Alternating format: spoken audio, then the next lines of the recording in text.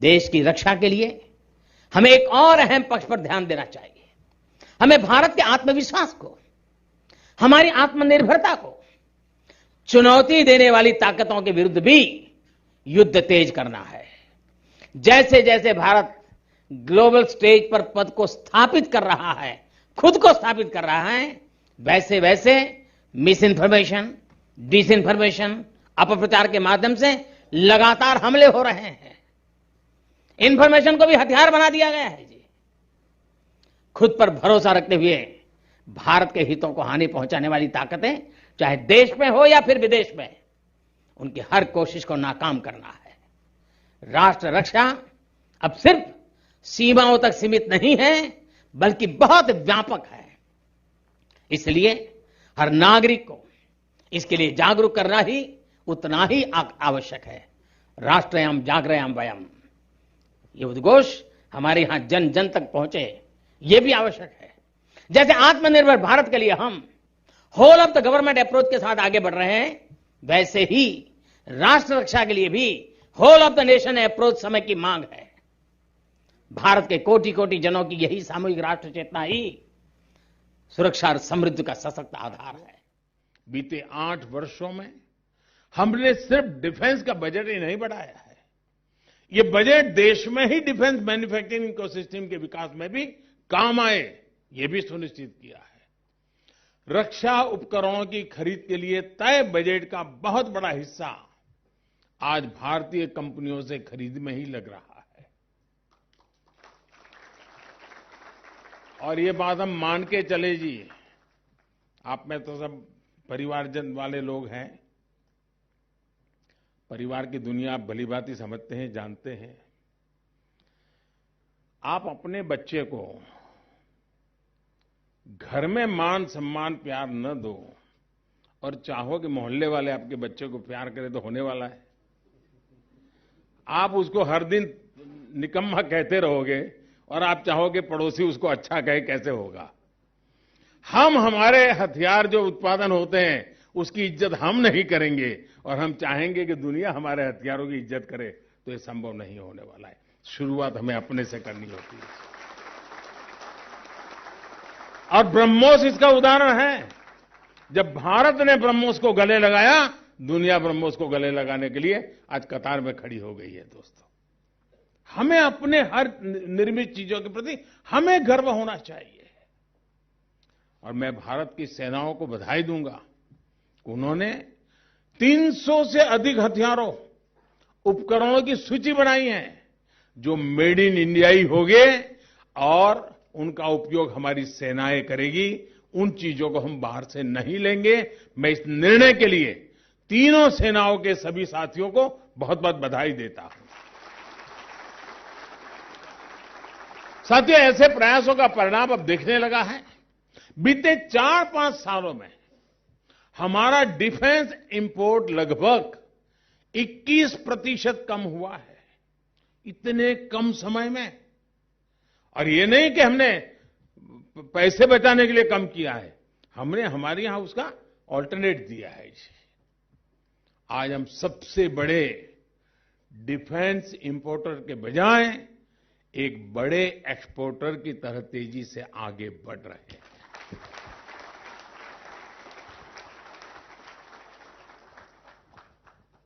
ये ठीक है कि एप्पल और ऑरेंज की तुलना नहीं हो सकती है, लेकिन भारत के मन की मैं बात बताना चाहता हूं, हिंदुस्तान के लोगों की ताकत की बात बताना चाहता हूं।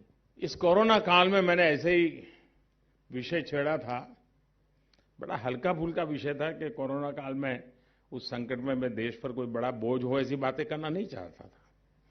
और इसलिए मैंने कहा, देखो भाई, हम बाहर से खिलौने क्यों लेते हैं? छोटा सा विषय है, बाहर से खिलौने क्यों लेते हैं? हमारे खिलौने के अंदर क्यों नहीं जाते? हम हमारे खिलौने दुनिया में क्यों नहीं भेज सकते? हमारे खिलौने के पीछे, खिलौने बनाने वाले के पीछे हमारी सांस्कृतिक परंपरा की सोच पड़ी हुई, तो उसमें से वो खिलौने बनाता है। एक ट्रेनिंग होती है। छोटी सी बात थी, एक आध सेमिनार किया, एक आध वर्चुअल कॉन्फ्रेंस की, थोड़ा उनको उत्साहित किया। आप हैरान हो जाएंगे, इतने कम समय में जी ये मेरे देश की ताकत देखिए, मेरे देश का स्वाभिमान देखिए, मेरे सामान्य नागरिक के मन की इच्छा देखिए था। बच्चे दूसरे को फोन करके कहते थे कि तुम्हारे घर में विदेशी खिलौना तो नहीं है ना। कोरोना के अंदर जो मुसीबतें आई उसमें से उसके अंदर ये भाव जगा था। एक बच्चा दूसरे बच्चे को फोन करके कहता था कि तेरे घर में तुम विदेशी खिलौने तो नहीं रखते हो। और परिणाम ये आया कि मेरे देश में खिलौना इंपोर्ट 70% कम हो गया 2 साल के भीतर भीतर। ये समाज क्या स्वभाव की ताकत देखिए, और यही देश के हमारे खिलौने बनाने वालों की ताकत देखिए कि 70% हमारा एक्सपोर्ट बढ़ गया खिलौना का, यानी 140% का फर्क आया। मेरा कहने का मतलब है, मैं कहता जानता हूं खिलौने की तुलना आपके पास जो खिलौने हैं उसके साथ ही हो सकती है।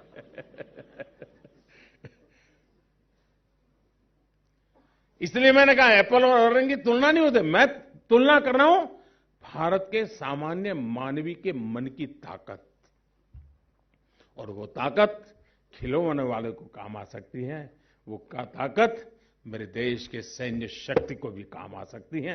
ये भरोसा मेरे देशवासियों पर होना चाहिए। पिछले 8 वर्षों में हमारा डिफेंस एक्सपोर्ट 7 गुना बढ़ा है।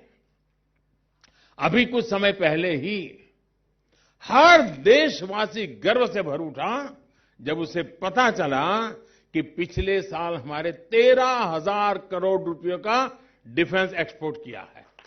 13,000 करोड़ रुपीस, और इसमें भी 70% हिस्सेदारी हमारे प्राइवेट सेक्टर की है।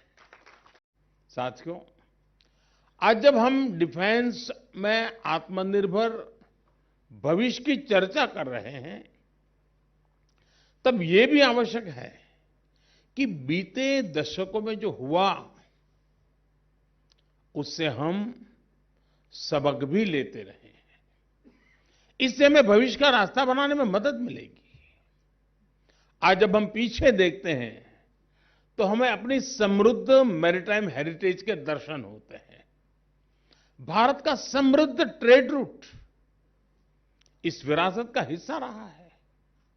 हमारे पूर्वज समंदर पर अपना वर्चस्व इसलिए कायम कर पाए क्योंकि उन्हें हवा की दिशा के बारे में, अंतरिक्ष विज्ञान के बारे में बहुत अच्छी जानकारी थी।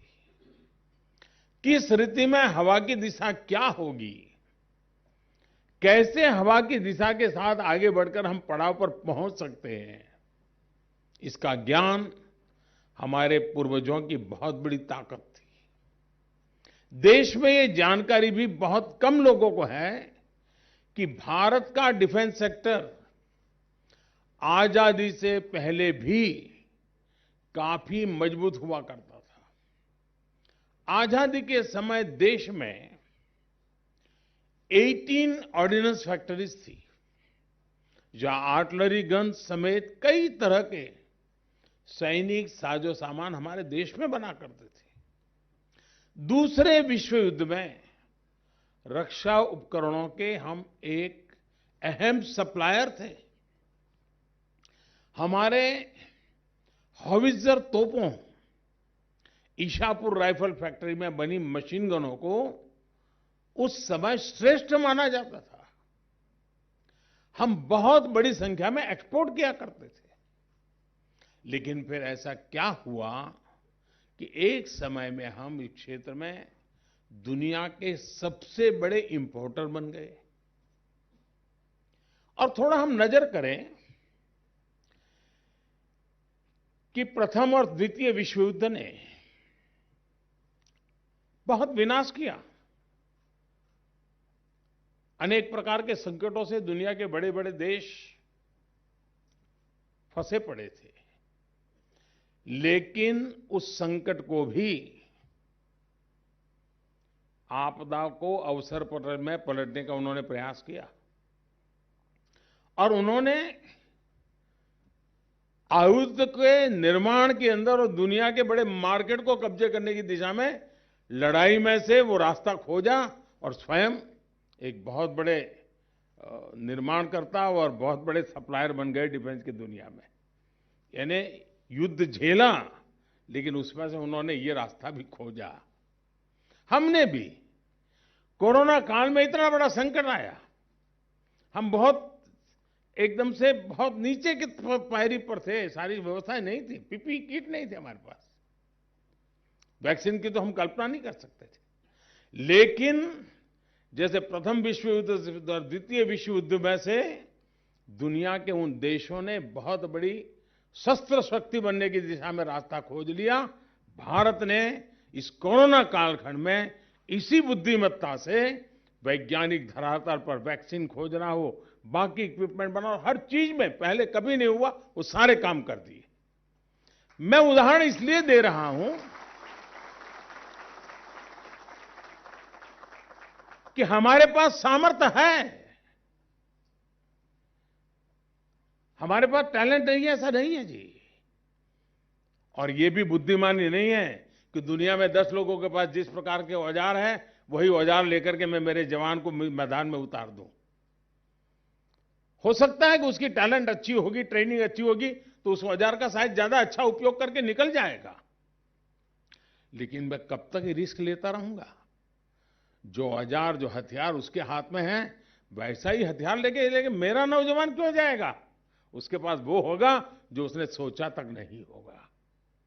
वो समझे उसके पहले तो उसका खात्मा हो जाएगा। ये मिजाज सिर्फ फौजियों को तैयार करने के लिए नहीं है, ये मिजाज उसके हाथ में कौन से हथियार है उस पर भी डिपेंड करता है। और इसलिए आत्मनिर्भर भारत ये सिर्फ एक आर्थिक गतिविधि नहीं है दोस्तों, और इसलिए हमें पूरी तरह इसमें बदलाव की जरूरत है।